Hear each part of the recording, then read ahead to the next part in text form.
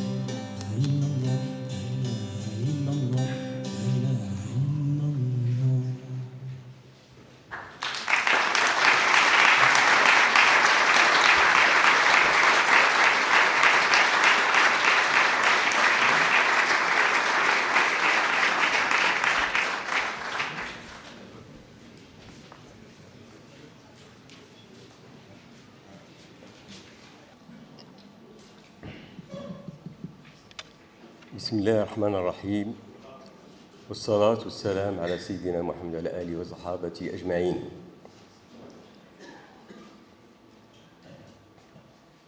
Vous allez me permettre de dire quelques mots en arabe et je reviendrai à faire une présentation en français juste après.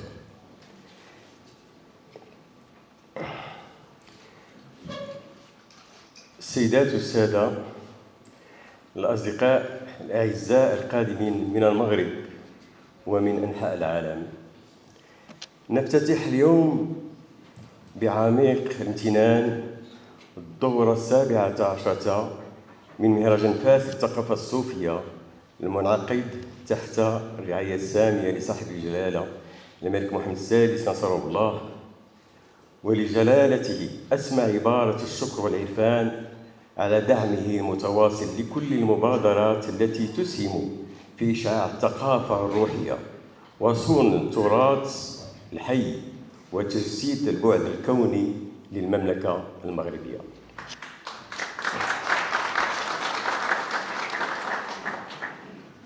إن شعار هذه الدورة شعرية العيش، الفنون في أبعادها الروحانية، يدعونا إلى استعادة أنفاس الوجود، ذلك النفس الذي يوجد بين الجمال والجلال والفكر والروح في إنسانيتنا. فالعيش شعرياً هو أن يستقبل العالم لا بوصفه شيئاً نملكه، بل حضوراً نتأمله ونخدمه، وهو أيضاً أن ندرك من خلال الفكر والشعر ذلك الذي يسميه الصوفية تجليات المعاني. وفي زمان تمزق القطيعة كل العلاقات الاجتماعية وفيه فقدان المعنى، نتذكر أو تذكرنا فاس بأن الحضارة نسيج من المعاني وجسر بين العالم المرئي واللامرئي وبين القلب والعقل، وهو النسيج الذي نود أن نعيد خيوطه هنا في هذا المهرجان وفي هذه المدينة التي لا تزال أزقتها وعيون مائها ونظرات أهلها تحمل ذاكرة عالم كان يرى من الجمال طريقاً إلى الحكمة. وشكراً.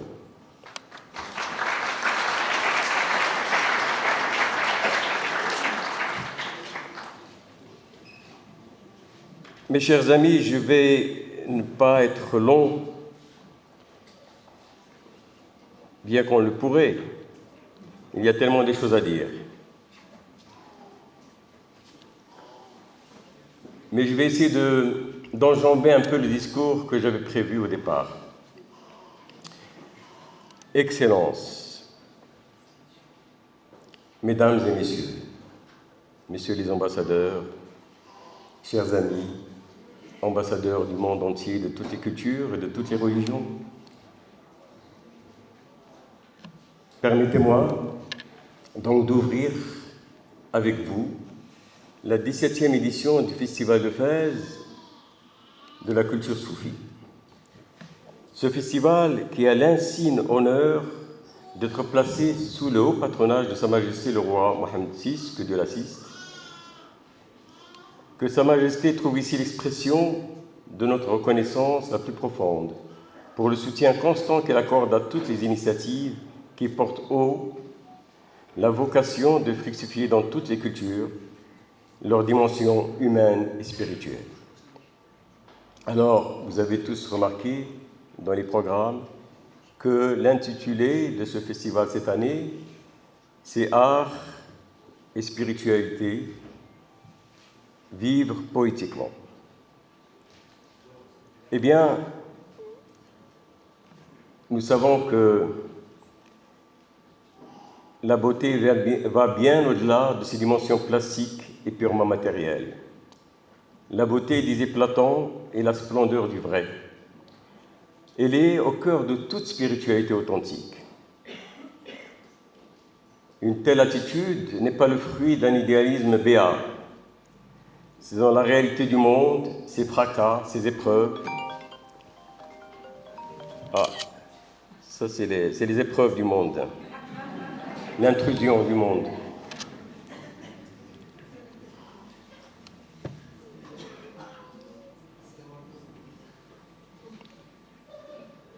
Donc je disais ces fracas et épreuves que se dessinent en dépit de tout une quête du sens, qui seule peut permettre au milieu des tourments de garder une dignité et une verticalité. Nous pouvons dire, je crois, sans trop risquer de nous tromper, que l'une des choses qui manque aujourd'hui de la façon la plus essentielle, c'est précisément de pouvoir donner un sens au monde qui vient. tout le monde sait que nous sommes face à une forme de dystopie, à une dislocation du lien, à un monde dont tout le monde s'accorde à dire que non seulement il nous mène vers l'inconnu, mais un inconnu plutôt inquiétant. Ce n'est pas, pour dire cela d'une façon convenue, mais ceux qui aujourd'hui nous préparent toute cette inventivité absolument incroyable, technologique, ces intelligences de plus en plus artificielles, de plus en plus exponentielles, eh bien eux-mêmes nous disent que nous allons vers un monde que personne ne saura véritablement contrôler, ni saura dire ce vers quoi il va mener en définitive notre humanité. Alors, je laisse un peu mon discours pour vous dire simplement quelques mots d'ouverture avant de donner la parole à notre éminent conférencier. C'est simplement pour vous dire ce désarroi du sens et aussi la raison pour laquelle nous nous trouvons dans le désarroi aussi de la perte de la beauté. Et de la beauté dans le vivre ensemble, dans la beauté dans le partage, dans la beauté dans ce que l'on entend, dans ce que l'on reçoit, dans ce qui nous nourrit. Et en l'occurrence, c'est ce que nous allons essayer de faire. Nous pensons que Fès est une ville qui a développé pendant des siècles cette capacité d'avoir un patrimoine culturel et spirituel dont la principale attention et intention a été de faire prospérer cette verticalité humaine et ce sens de la beauté. Alors, peut-être que le festival va, en l'occurrence, et nous l'espérons en tout cas, être pendant ces 10 jours ce laboratoire où cette beauté pourra à nouveau émerger à travers les conférences, à travers les soirées partagées. Ce soir, nous allons avoir une sorte d'hommage à une personnalité mystique que beaucoup d'entre vous connaissent sans doute, qui est Ibn al-Arabi, puisque nous avons Kurupignana qui nous vient de Murcia, le lieu de naissance d'Ibn al-Arabi, pour chanter en flamenco certains vers d'Ibn al-Arabi. Et puis nous allons continuer comme ça ce voyage à travers les grandes confréries soufis du Maroc et d'ailleurs. Et j'aimerais d'ailleurs remercier ici Monsieur l'ambassadeur de l'Inde, qui nous fait venir un groupe d'Inde, un groupe prestigieux de Qawwali, qui est les Anwar Sabri Brothers, qui soient remerciés. Et par la même occasion, puisque je ne comptais pas remercier tous les partenaires, je crois qu'ils sont indiqués dans l'ensemble des programmes, mais j'aimerais aussi remercier Madame la Consul de France pour un très beau partenariat que nous entreprenons depuis plusieurs années maintenant, d'une façon toujours plus prospère et toujours plus fructueuse. Voilà mes chers amis, sans plus attendre, et en vous souhaitant un très bon festival, je crois qu'on peut dire de ce festival, ce n'est pas un festival de spectacle, c'est un festival d'immersion dans un monde qui est celui de Fès, et l'écrin de Fès est magnifique pour cela, mais aussi, comme d'une façon intensifiée, tout ce que peut porter les grands patrimoines spirituels de l'humanité comme message pour le monde d'aujourd'hui. Alors, il y a évidemment la culture soufie, mais la culture soufie accueille d'autres spiritualités, d'autres sagesses. Nous allons voir les danses de l'hindouisme avec Mona Chaya, n'est-ce pas? Et également l'Inde est présente finalement avec une programmation particulièrement intéressante, avec le Bharatanatyam, qui nous expliquera toute la symbolique des danses des doigts, n'est-ce pas? Dans cette danse traditionnelle millénaire. Nous allons aussi avoir des moments de musique classique avec Paganini. Nous allons avoir aussi de la musique séfarade avec Ministré, Capella des Ministrés. Et donc, tout un ensemble de moments magiques. Et je crois que la magie, elle est dans cette espèce de symbiose qui se crée entre ces différentes cultures, ces différentes spiritualités, et dans leur aspiration commune à élever notre âme, à nous permettre de pouvoir, comme le disaient les romantiques allemands et Hölderlin, habiter poétiquement le monde. eh bien, nous allons essayer d'habiter poétiquement Fès. Et je vous remercie.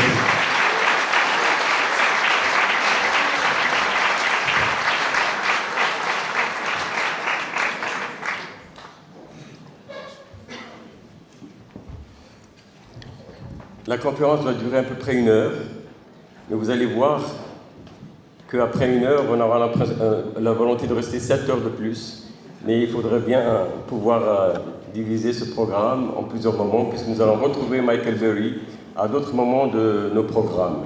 Michael Berry, je ne sais même pas s'il faut le présenter.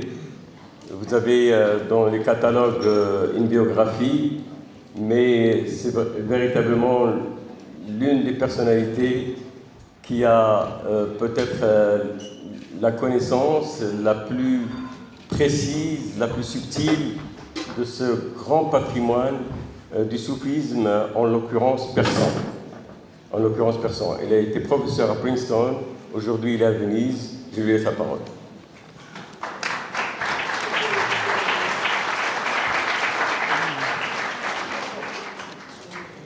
Bismillah Ta'ala. Bonjour tout le monde, merci de votre attention et nous allons découvrir ensemble ce que nous ne cessons de voir, c'est-à-dire ce motif omniprésent ici au Maroc, ici un zélige de la Médersa al-Attarine du XIVe siècle mérinide.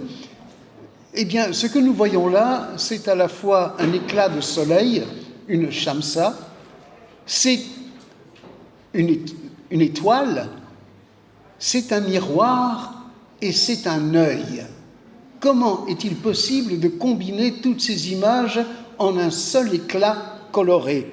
Eh bien, au départ, nous avons cet objet merveilleux, cadeau du calife Haroun al-Rachid à Charlemagne, mais qui remonte à l'époque sassanide et que les Francs catholiques ont reçu de Bagdad comme s'il s'agissait de la tasse du roi Salomon.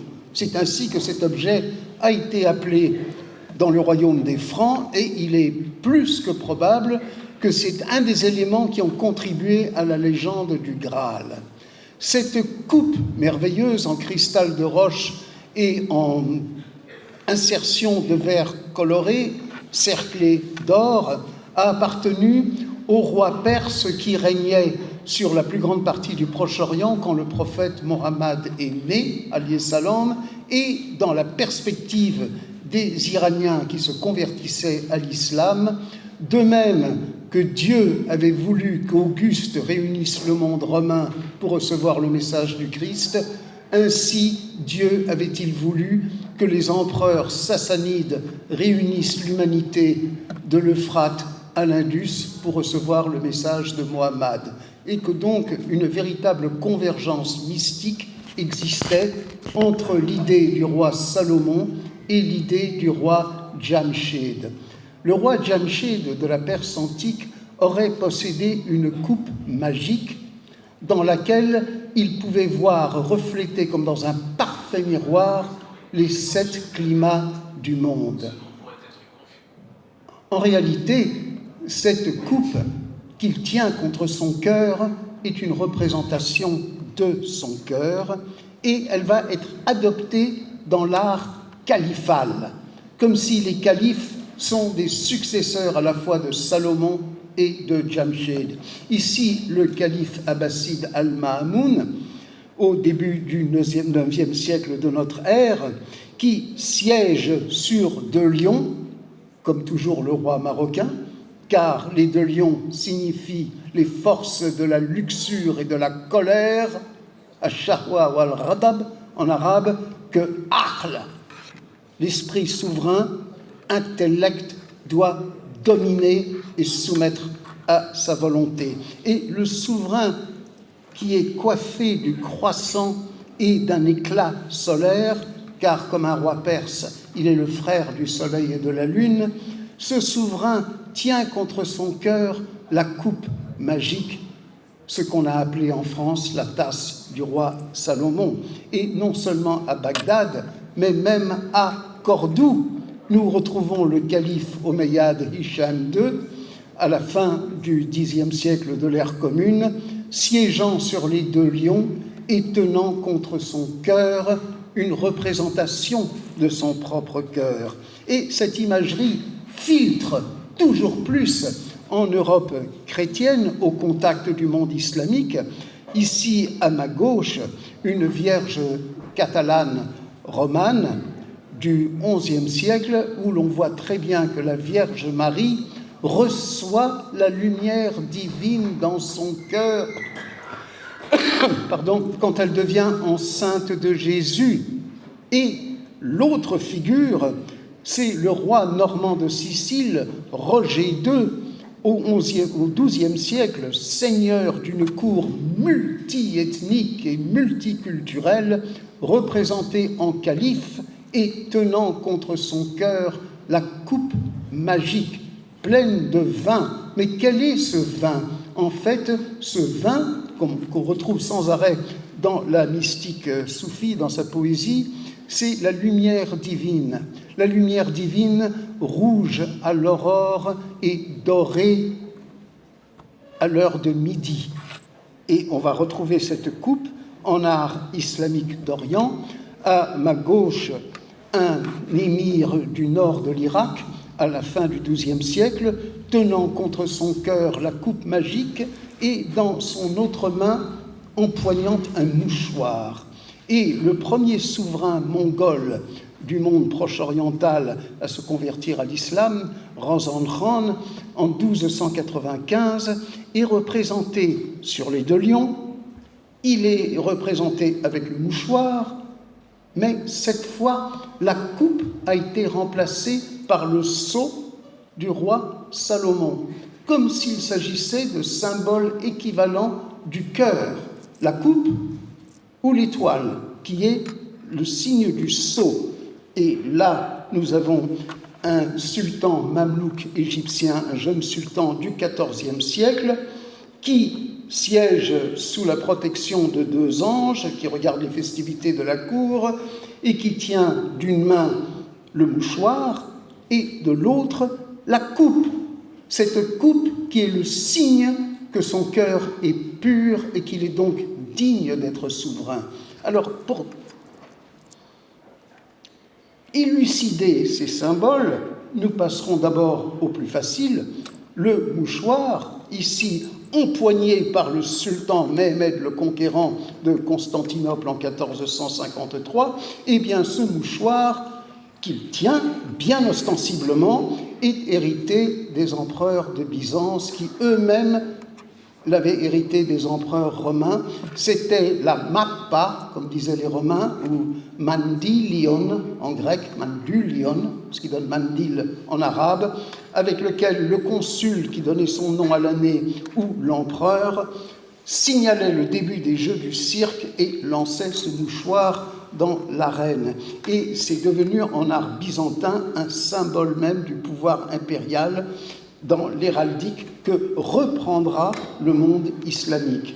Mais revenons au sceau. Ce sceau de Salomon qui surplombe une des coupoles de l'Alhambra de Grenade et que nous retrouvons également dans les coupoles de Konya en Turquie, donc un symbole universel, ce sceau de Salomon qui signifie le cœur du souverain, digne du sceau de Salomon, puisque son cœur est pur comme une coupe pleine de lumière céleste, eh bien, nous allons en retrouver l'articulation philosophique dans l'œuvre d'Ibn Arabi. Si vous me permettez, je citerai l'arabe, même si ça prend un petit peu de temps, mais c'est le moindre hommage que je puisse faire, car c'est dans l'œuvre d'Ibn Arabi que nous voyons tous ces symboles converger.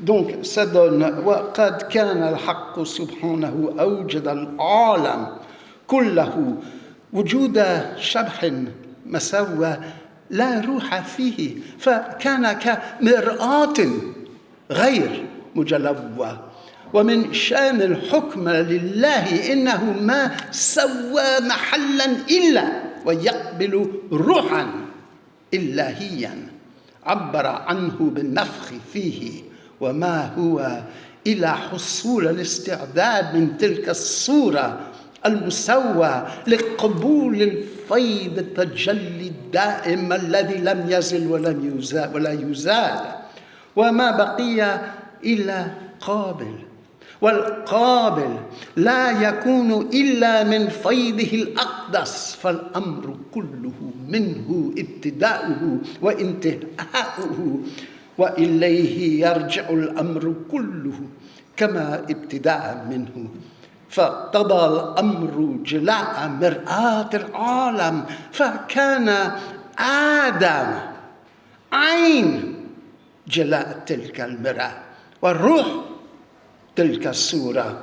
Donc en français, et la réalité absolue fit apparaître l'univers entier. Mais cette apparence fut d'abord une semblance floue, car dépourvue d'esprit, pareille à un miroir non poli. Mais une condition de l'ordre divin consiste en n'étaler aucune surface qui demeurât incapable de recevoir l'esprit divin qu'on appelle le souffle. Et tel souffle n'est autre que la capacité de tel miroir à recevoir l'image, capacité ainsi déployée pour recevoir le rayon flamboyant de la lumière éternelle qui jamais ne cessa, jamais ne cessera, et jamais non plus telle réception ne cessera, car telle réception miroite le rayon très sacré, car de lui provient tout commandement du début à la fin, car vers lui s'en retourne, comme un miroitement réfléchi, tout commandement. De même que tout commandement prit origine en lui, et son commandement prescrivit que ce miroir de l'univers fût poli. Aussi Adam, l'être humain, devint-il l'œil essence de ce miroir, l'esprit même de son image. Donc vous voyez déjà des images qui se rapprochent.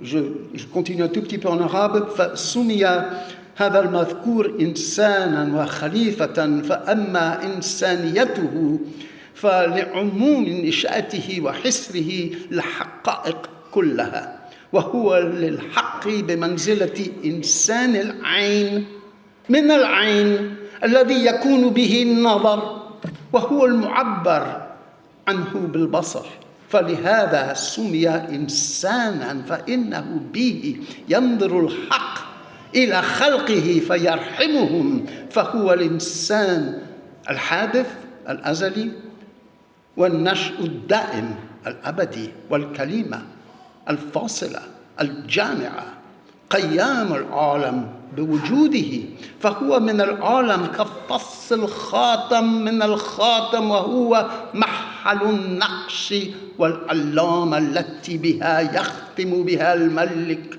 على خزانته.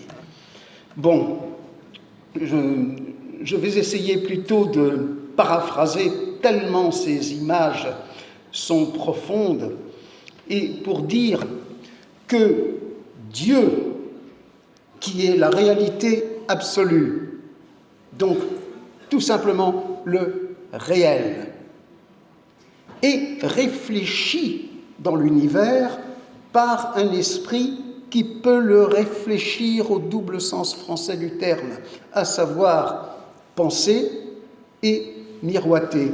Nous avons beaucoup accueilli ici de penseurs bouddhistes et astrophysiciens à la fois, comme notre ami vietnamien Tran, qui nous a bien expliqué comment, en astrophysique moderne, nous en arrivons à nous demander si la pensée humaine n'est pas finalement la conscience que l'univers prend de lui-même, et si le regard humain n'est pas finalement la manière dont l'univers regarde l'univers.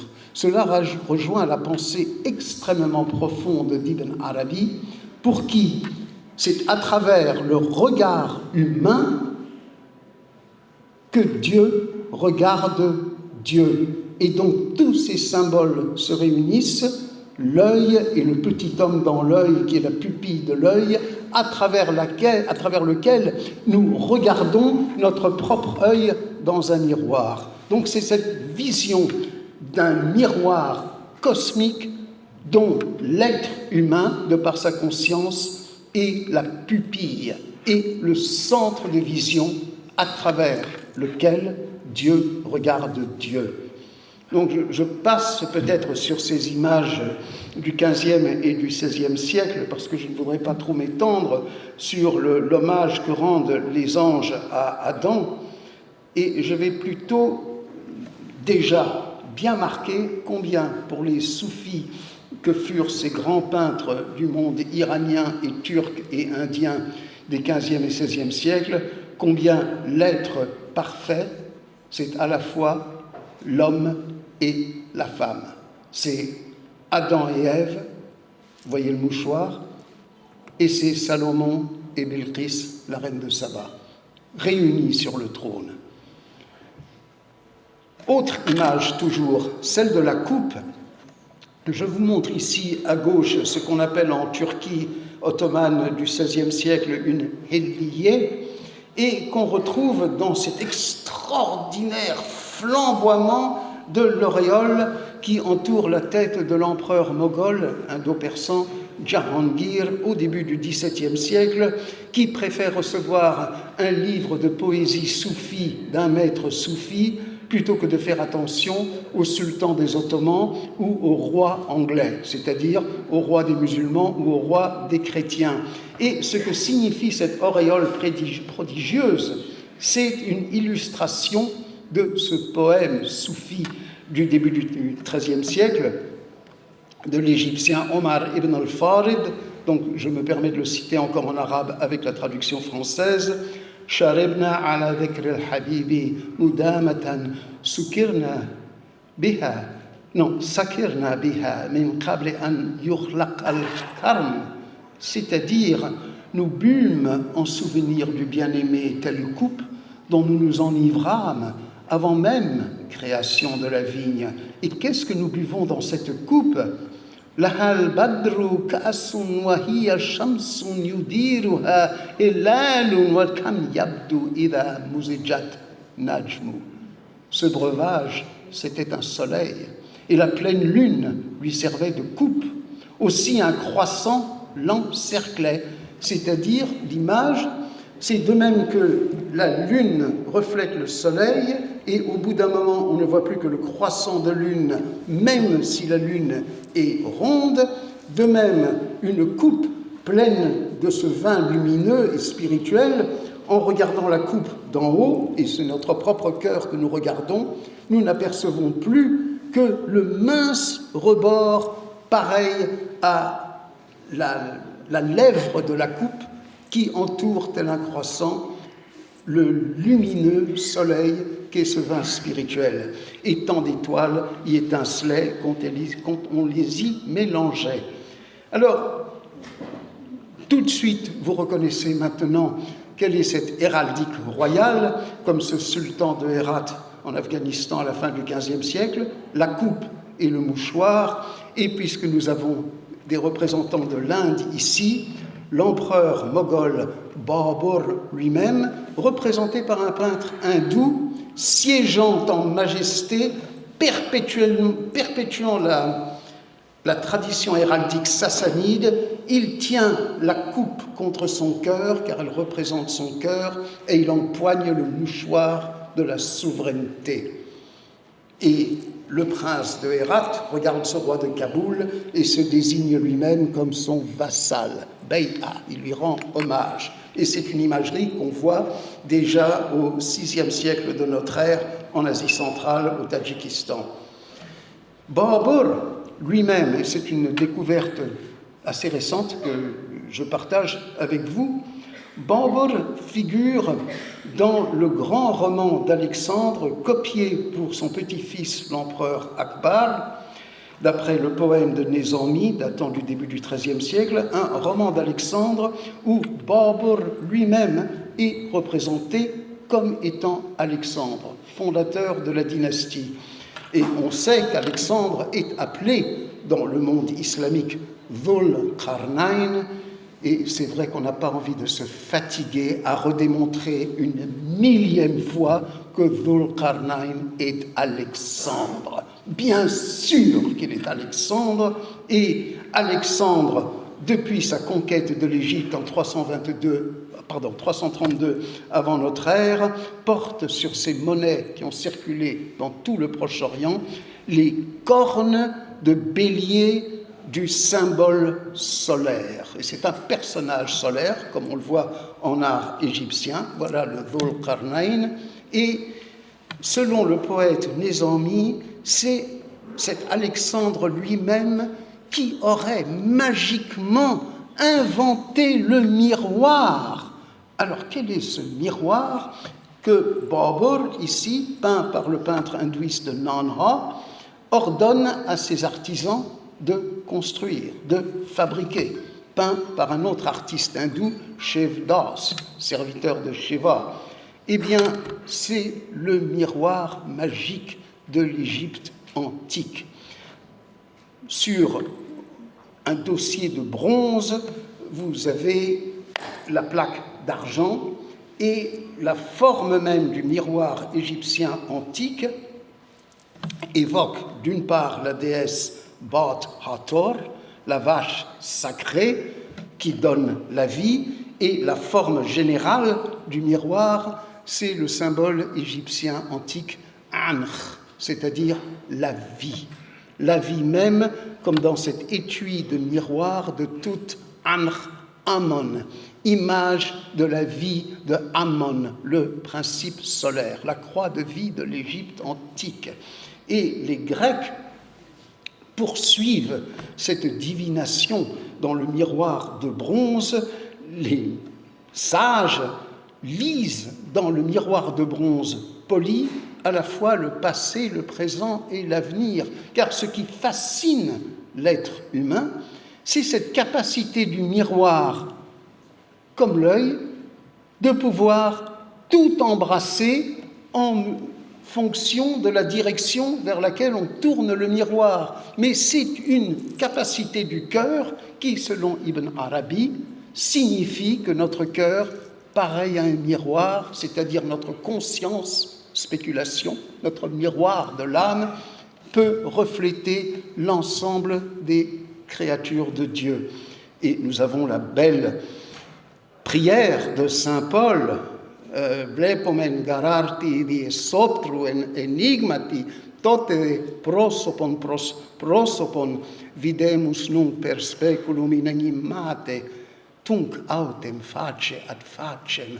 Nous voyons d'abord dans un miroir, comme dans une énigme, et puis ensuite face à face. Évidemment, c'est parce que ces miroirs antiques de bronze étaient extrêmement difficiles à entretenir, et la rouille pouvait aussitôt obscurcir leur éclat. Donc, ce polissage constant du miroir est précisément ce que les soufis vont inviter leurs adeptes à accomplir sur leur âme propre. Nous sommes un miroir à polir sans cesse, sinon nous ne verrons que de manière obscure.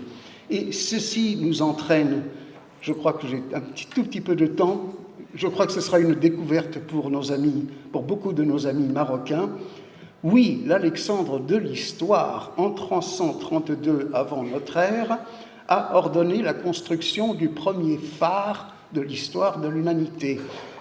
Ici représenté dans une monnaie antique, ce phare avait pour particularité d'être couronné par un immense miroir de bronze, devant lequel on allumait un feu gigantesque de jour pour guider les navires grâce à cet éclat réfléchi, et la nuit, eh bien, ce feu devant le miroir permettait aux navires de s'orienter. Et ce phare d'Alexandrie va faire, si j'ose dire, des petits.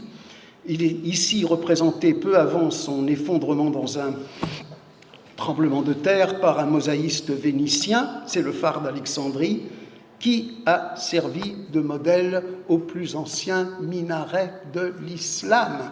Après tout, le mot même menar, menara, comme menora en hébreu, ça veut dire porte-lumière. Et les premiers minarets, vous dites Saumera au Maroc, au Proche-Orient on dit menare, c'est un phare. Aussi, le phare marocain, votre Saumera, et qui va inspirer à son tour les clochers espagnol chrétien, la Charité-sur-Loire en France et jusqu'au clocher de Venise. Les Romains, tellement impressionnés par Alexandre le Grand et qui voulaient perpétuer son œuvre, en avaient construit un second à Cadiz, juste sur le détroit de Gibraltar, et nous avons ici une représentation donc, de ce second phare couronné par la statue d'Héraclès, mais je voudrais poursuivre sur d'autres aspects. Voici le souvenir du phare d'Alexandrie en art islamique d'Orient, Turquie, XVIe siècle, Turquie, XVIIe siècle, et Inde, fin du XVIe siècle. Donc vous voyez le miroir magique au sommet de la tour qui représente le cœur soufi même d'Alexandre en tant que correspondant du roi Salomon comme cosmocrator juste.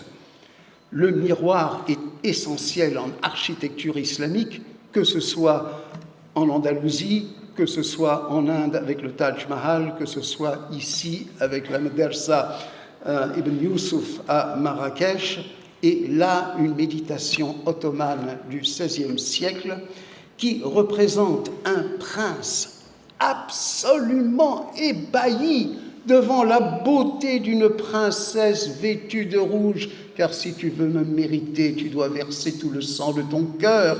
Et cette princesse se regarde dans un bassin et le prince n'arrive pas à séparer l'image originelle, si j'ose dire, et le reflet.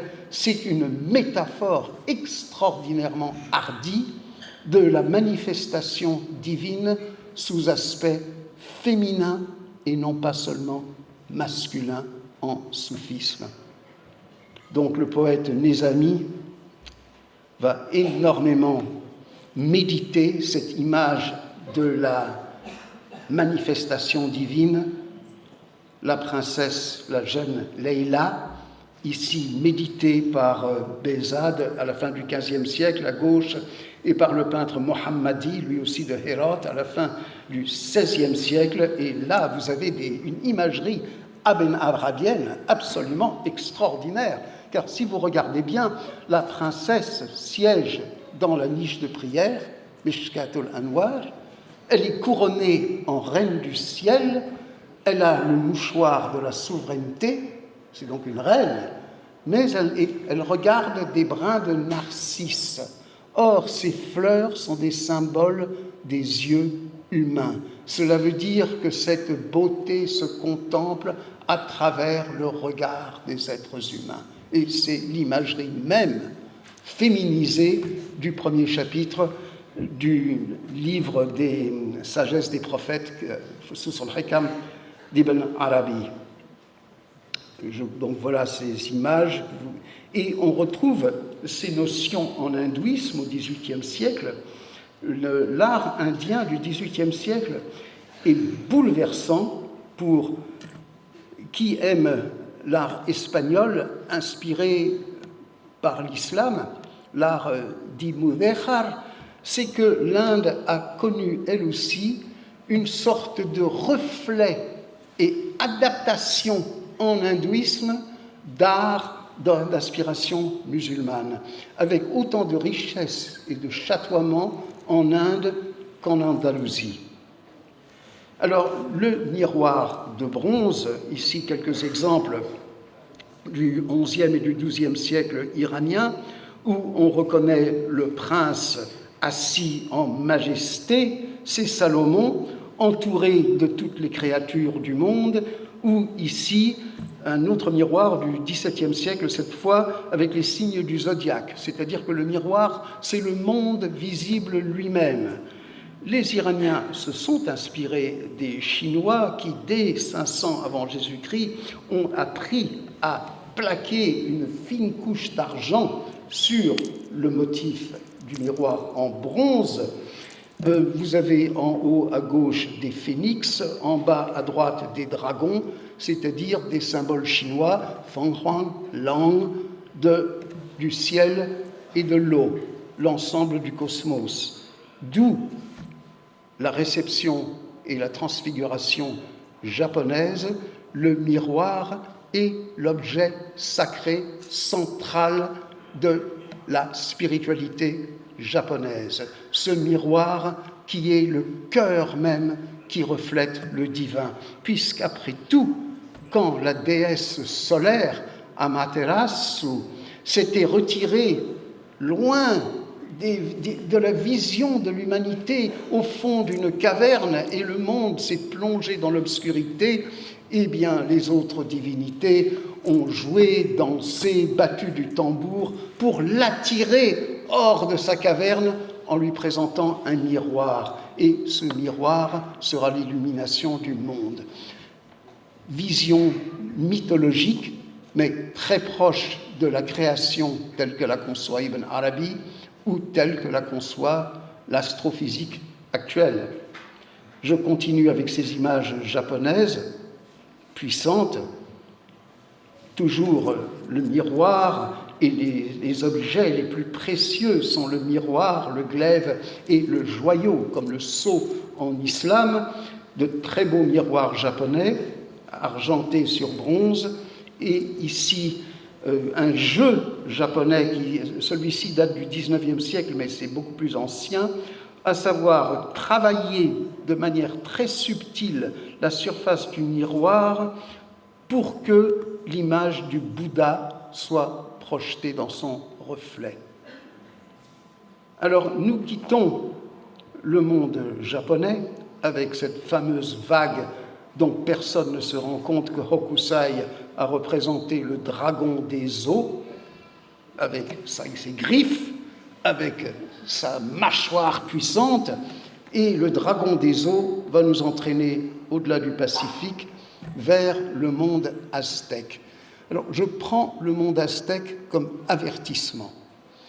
Toutes les cultures de l'ancien monde, depuis le fleuve Sénégal jusqu'au Japon, d'une manière ou d'une autre, s'entrelacent, s'influencent, perpétuent des motifs qui sont repris. Mais quand nous abordons le monde américain avant la découverte espagnole, là, nous faisons face à une humanité séparée du reste de l'humanité depuis des millénaires. Et qu'est-ce que les Aztèques ont conçu? Eh bien, déjà, l'extraordinaire ressemblance entre le mythe babylonien, le dieu Marduk céleste, qui va déchiqueter le monstre du chaos et des morceaux du monstre créer le monde visible, et le dieu aztèque Tezcatlipoca, qui descend du ciel et qui attire le monstre des profondeurs, la dame Tlaltecultli, une dame monstrueuse, et il offre son propre pied en sacrifice, parce que nous sommes chez les Aztèques, et sans sacrifice, le monde ne peut pas se perpétuer. Le dieu offre son pied en sacrifice, le monstre avale son pied, et une fois qu'il a ouvert sa gueule, le dieu Tezcatlipoca en profite pour déchiqueter le monstre et faire de sa dépouille l'ossature même de notre monde. Donc une extraordinaire ressemblance des archétypes religieux, mais ce qui est extraordinaire, c'est que nous pouvons, si nous voulons, nous concentrer sur le dieu Tezcatlipoca en dieu aztèque féroce, qui se nourrit des sacrifices humains. Ici, il est en train de dévorer la main d'une victime sacrificielle. Mais si vous regardez son pied, le pied manquant est remplacé par un miroir fumant, le miroir qui est le cœur même de la spiritualité aztèque, qu'on retrouve encore ici. Le pied sacrifié devient miroir. Grâce au sacrifice, vous reflétez l'univers. Et Tezcatlipoca, dans toute la complexité presque monstrueuse de son imaginaire aztèque du XVe et tout début du XVIe siècle, nous présente ce miroir. Là, vous voyez d'une manière plus schématisée son pied qui est remplacé par le miroir, et ce miroir est le reflet du calendrier du monde et l'éclat solaire. Ici dessiné, et autre idée très forte en mystique mexicaine, c'est que le miroir que le personnage central porte sur son front est également porté par le sage sur son dos, parce que le miroir reflète à la fois l'avenir et le passé, et en mythologie aztèque, le sage est un miroir pur, poli des deux côtés, qui guide l'humanité. Encore une fois, une extraordinaire convergence avec l'image soufie, aben-arabienne, du sage parfait, Al-Insan al-Kamel, qui est le miroir. Donc, toutes ces images de miroir aztèques, avec même la coïncidence du miroir conçu comme un œil, exactement comme dans la pensée d'Ibn Arabi, c'est Tezcatlipoca, l'œil, miroir. Le miroir, et les Aztèques utilisaient un miroir en obsidienne. Nous savons que dans l'Ancien Monde, en Anatolie, on a retrouvé, datant de 6000 avant notre ère, des miroirs en obsidienne. C'est le matériau que pouvaient utiliser les Aztèques, qui ici, ce miroir reflétait Tezcatlipoca, la vie et la mort. De tels miroirs ont été emportés en Europe par les conquérants espagnols au XVIe siècle, et un de ces miroirs aztèques, celui-ci, a appartenu à l'astrologue personnel de la reine Élisabeth d'Angleterre, John Dee, qui affirmait pouvoir lire l'avenir et comprendre les secrets du monde en regardant cette obsidienne de la sorte. Donc le miroir se développe en Europe grâce surtout à l'ingéniosité des Vénitiens qui, à partir du XVe siècle, apprennent à couler une couche d'argent sur un support qui est un amalgame d'étain et de mercure, et cela donne des miroirs convexes que nous apercevons en art européen du XVe siècle, y compris à des fins morales, comme Jérôme Bosch qui nous avertit que la superbia, l'arrogance de cette dame qui se regarde dans le miroir par vanité, oublie de considérer que derrière ce miroir se cache un diable pour damner son âme.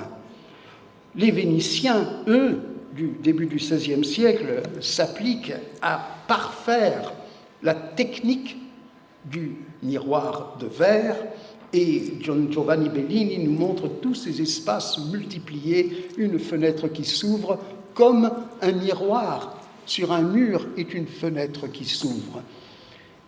Le miroir encore chez Velázquez, le roi et la reine d'Espagne qui se mirent dans le tableau de Las Meninas, multipliant l'espace. Et enfin, nous avons la méditation mystique de Georges de la Tour en France, au milieu du XVIIe siècle. La Madeleine pénitente constate la parfaite chatoyance du reflet et donc, en se repentant, découvre le visage de sa propre mort, c'est-à-dire qu'elle lit l'avenir dans le miroir. Donc nous pouvons quitter l'Europe avec les caravelles et retourner vers le monde du sous-continent indien et en particulier au rocher de Sigiriya en Inde, au Sri Lanka, ce rocher qui se dresse, puissant, en fait est un temple et un palais dédié à un lion dont on voit une des pattes gigantesques au Ve siècle. Auparavant, il existait une tête, un mufle de lion au sommet de la falaise qui est tombé, et ce palais était au départ un monastère bouddhique depuis le IIIe siècle avant notre ère. Un roi assez superbe et cruel du Ve siècle de notre ère en a fait son palais personnel et a conçu un mur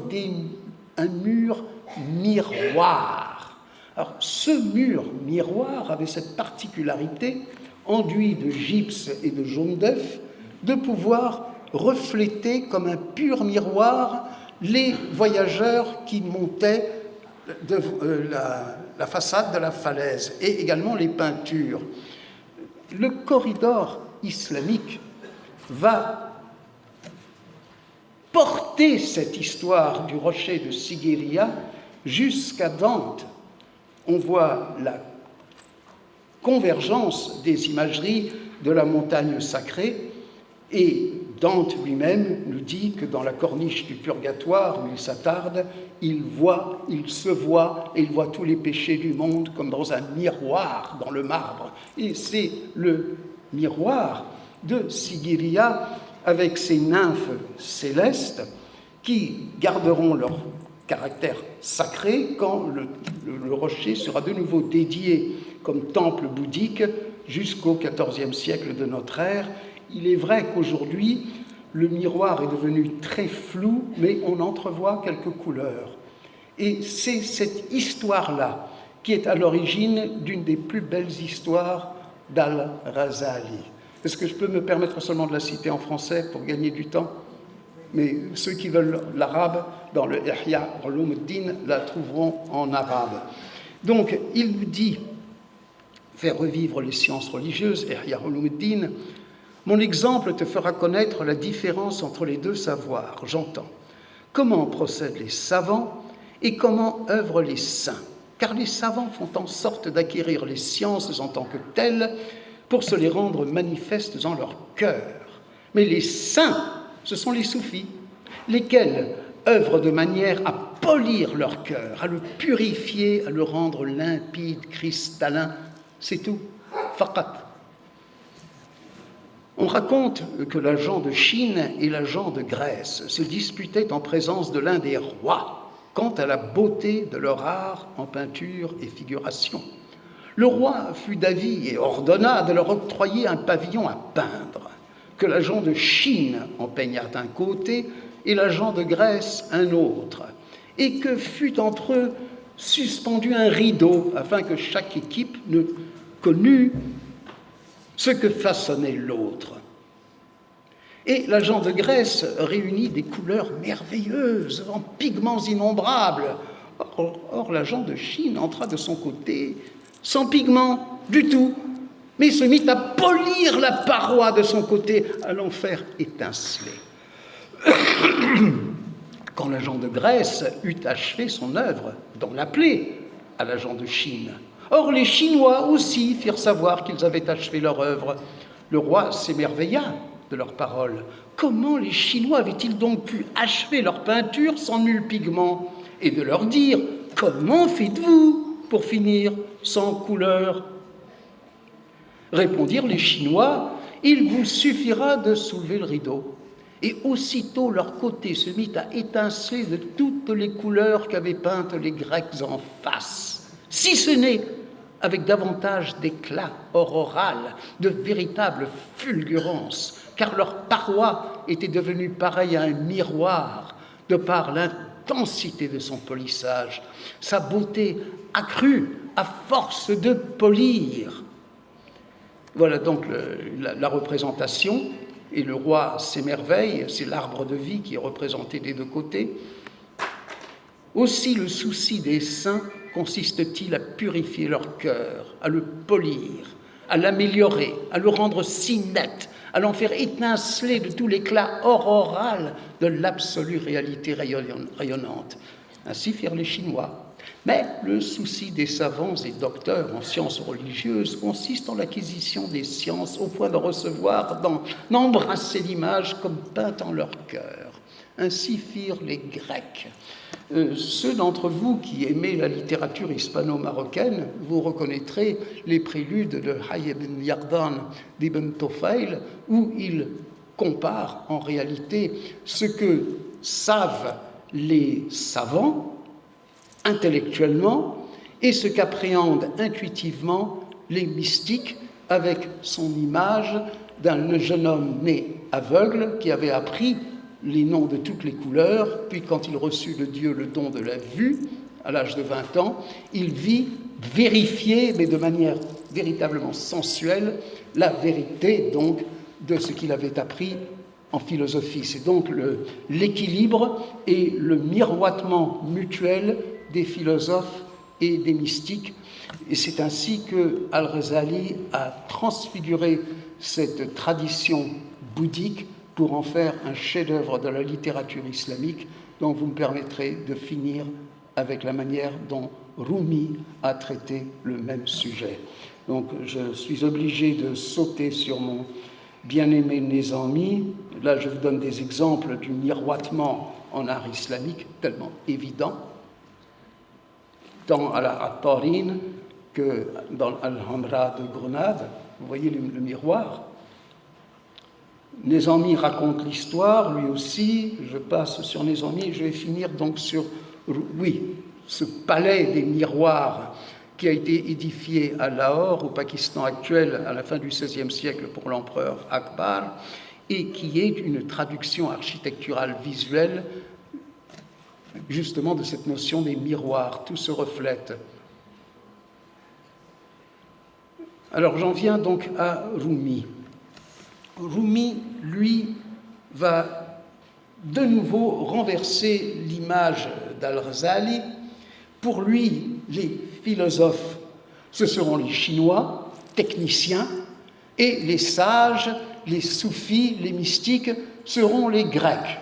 Alors, Reynold Nicholson, qui a traduit Rumi en anglais au début du XXe siècle, disait, mais sans doute Rumi voulait flatter le sultan de Roum, puisqu'il habitait dans le Roum, que la majorité de la population était encore gréco-chrétienne, et que donc il a voulu que ce soit les Grecs qui soient les héros de l'histoire. C'est peut-être simplifier les choses. Certainement, Rumi était pénétré de la philosophie de Platon, et voici une très belle image de Socrate, porté au ciel dans un élan mystique sur les ailes de l'Anqa, l'oiseau solaire, qui est un symbole de l'Esprit Saint. Donc, les Grecs aussi pouvaient avoir cette prégnance spirituelle très profonde en spiritualité soufie.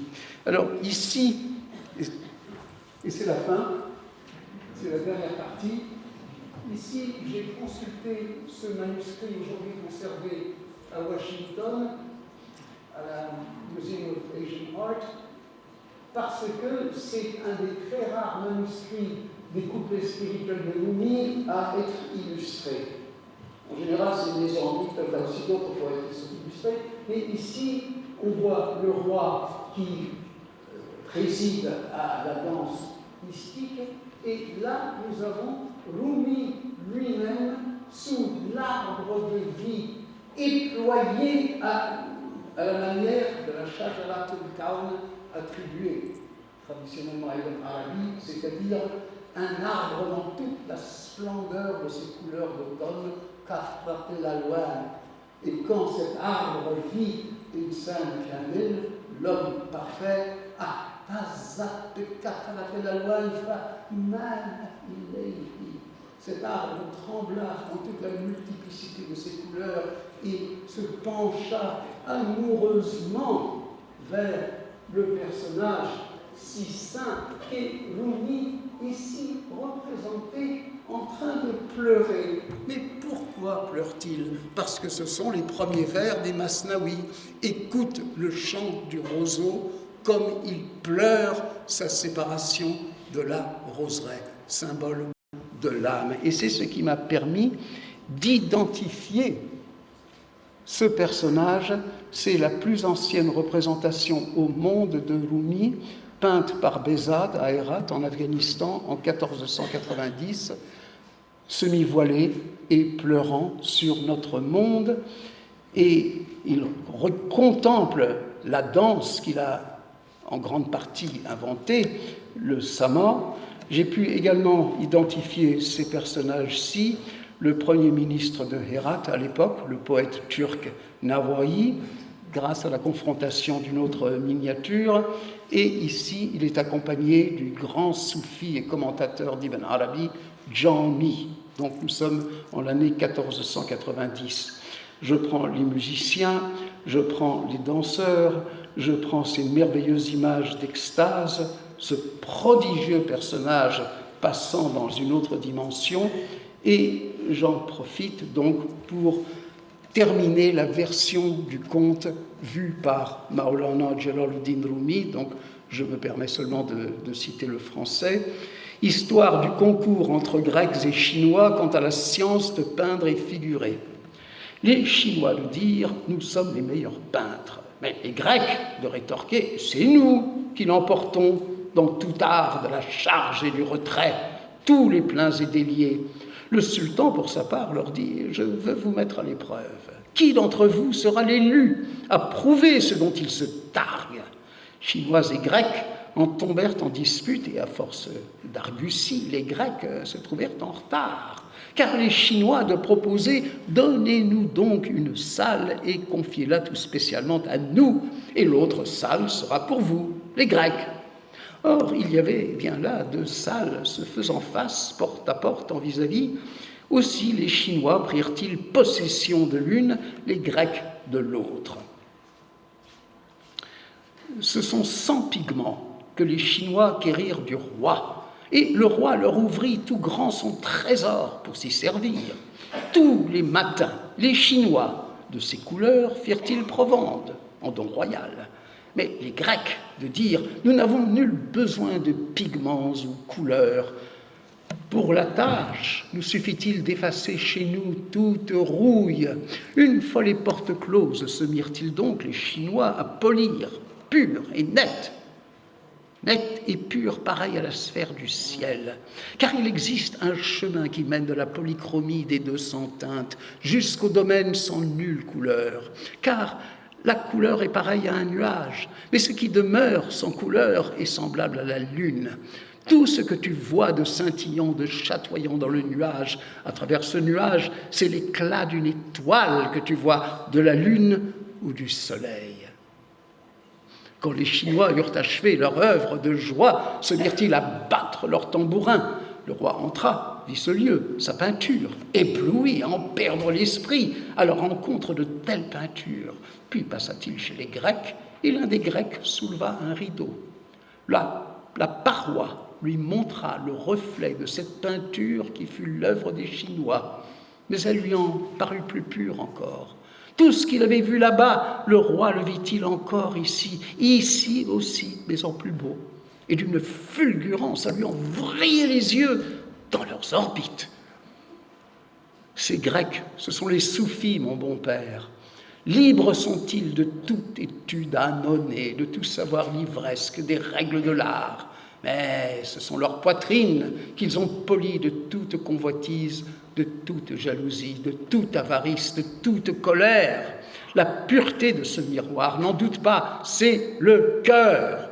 C'est lui qui reçoit les innombrables images. L'image sans image et sans limite de l'invisible est celle qu'en sa tunique, sur le miroir de son cœur, a recelé Moïse. Le ciel tout entier, dans tout son trésor, ne saurait contenir cette image, pas même l'empyrée, ni encore la sphère des fixes, moins encore les abîmes sous la terre, car tout cela reste limité, tout cela demeure compté, mais le miroir du cœur, lui, ne connaît limite aucune. L'intelligence ici se tait, comprends-le, toi, l'égaré, car le cœur est avec lui, ou encore le cœur, c'est lui. Le reflet de toute image ne saurait luire jusqu'à la fin des temps, n'était ce cœur où miroitent tous les nombres, innombrables. Jusqu'à la fin des temps, chaque image s'y présente et s'y mire, sans faille aucune, car l'agent du polissage s'est libéré de tout parfum, de toute teinte. À chaque instant, sans délai, contemple-t-il la beauté. Ils ont quitté l'image, ils ont quitté l'écorce, ils ont quitté la science, ils ont brandi l'étendard de la science, du sûr, et le mal-yaqin. Leur pensée s'est tout évanouie, demeure la clarté. Sombrés jusqu'au fond de leur gorge, jusqu'au fond de la mer, ils ont trouvé la lumière. La mort, tant la craignent ces foules enfuies dans leur désert, mais cette gent-ci, celle des soufis, se rit de toute blessure, car nul ne saurait prétendre conquérir leur cœur. Car si la coquille en sera fissurée, et jamais la perle qui s'y recèle. Si les soufis ont délaissé d'ergoter leur grammaire ou leur jurisprudence, ils ont appris à effacer leur moi, car c'est la pauvreté qu'ils ont su embrasser. Tant que reluiront jusqu'aux images des 8 paradis célestes, celles-ci se miroiteront sans cesse sur la tablette de leur cœur, sans cesse à les recevoir, sans image à s'y refléter de l'empyrée, de la sphère des fixes, du vide absolu de l'espace. Mais quelle image! Mais l'œil est sens même du Seigneur. Et nous finissons donc sur ces reflets, ces effets de miroir en calligraphie dans cette Turquie où vécut Rumi, ici calligraphié au XVIIIe siècle dans la Ulu Jami'e de Bursa, Allahua et son reflet. Ou encore Ya Sultan en reflet, et pour nos amis indiens, la très belle rosace qui est à la fois le soleil, un miroir et un œil, peint pour l'empereur Akbar en 1595. Merci beaucoup.